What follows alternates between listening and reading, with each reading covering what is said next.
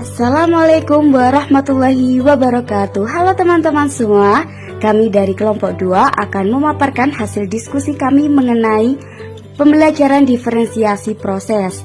Namun sebelum itu, perkenalkan anggota kelompok kami, yaitu ada Deni Yulia, Bungsu Zulina, Devia Nanda, Devi Melawati, Afrida Rahmanda, Aang Faisal, Arif Bagus, dan Aida Yuliantika. Namun, sebelum kalian melihat video ini lebih lanjut, ada pun materi-materi awal yang akan disampaikan sebagai pengantar dalam video ini. Sebagai berikut. Diferensiasi proses adalah strategi dalam membedakan proses yang harus dijalani setiap siswa yang memungkinkan mereka untuk berlatih dan memahami isi konten. Hal ini berkaitan dengan kegiatan yang dilakukan peserta didik di kelas serta bagaimana siswa akan menguasai dan memiliki pengetahuan, ide, ataupun keterampilan.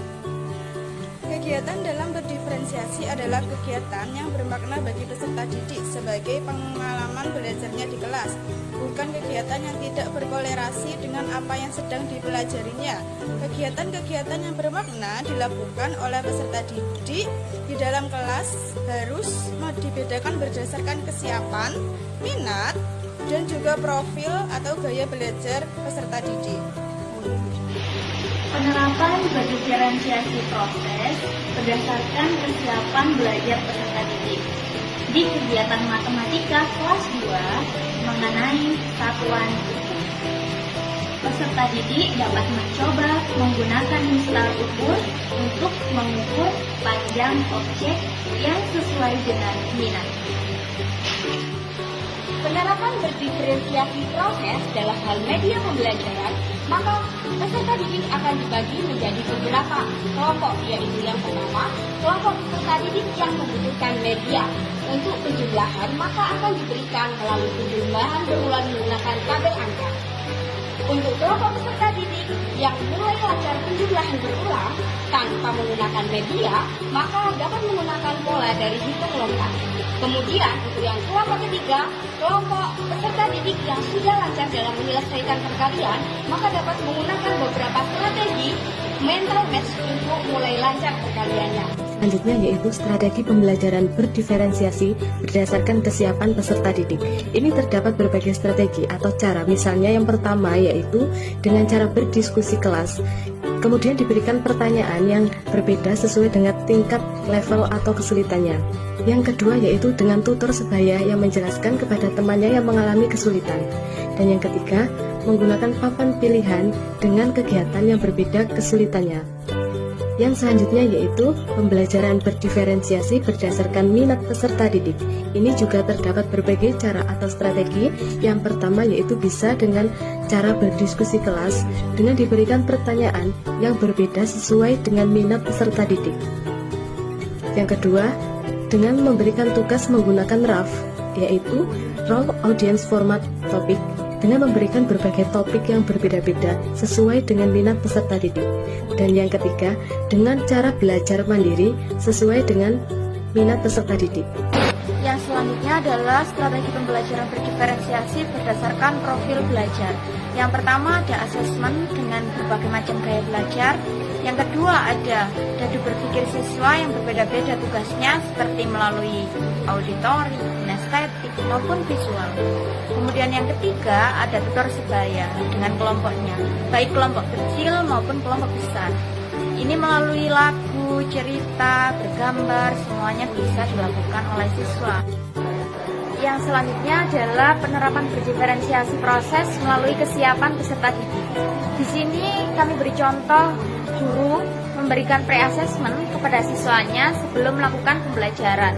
Nah, di sini guru membelajarkan materi matematika misalnya. Tetapi di sini guru melakukan pre-assessment terlebih dahulu. Untuk apa? Untuk mengetahui kesiapan peserta didik, sampai mana mereka siap untuk menerima materi hari ini. Jadi guru perlu memberikan pre-assessment seperti itu dalam beberapa kesempatan, agar nantinya peserta didik ini bisa melanjutkan pembelajaran yang diberikan guru dengan cara yang baik dan baik dalam menerima proses tersebut. Seperti itu. Ini adalah contohnya. Penerapan berdiferensiasi proses peserta didik.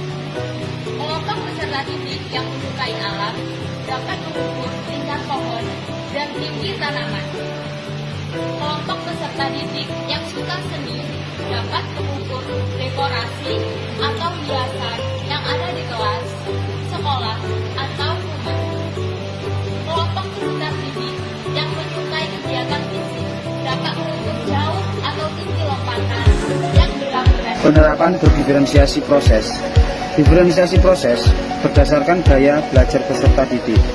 Di kegiatan IPA kelas 3 mengenal sistem pencernaan, peserta didik dapat mengenali informasi mengenai sistem pencernaan dari beberapa media berdasarkan gaya belajar peserta didik.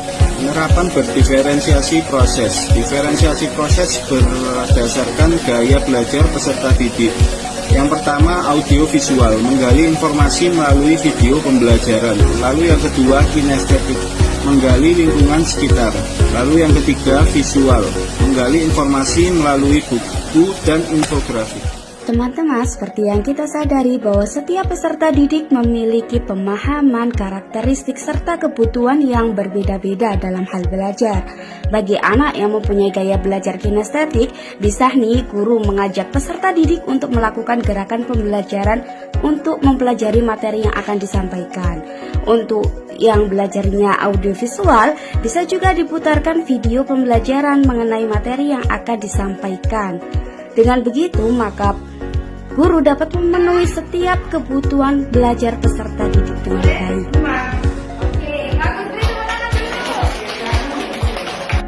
Baiklah teman-teman, itulah tadi yang dapat kami sampaikan dalam diferensiasi proses. Terima kasih atas perhatiannya. Sampai jumpa di lain waktu.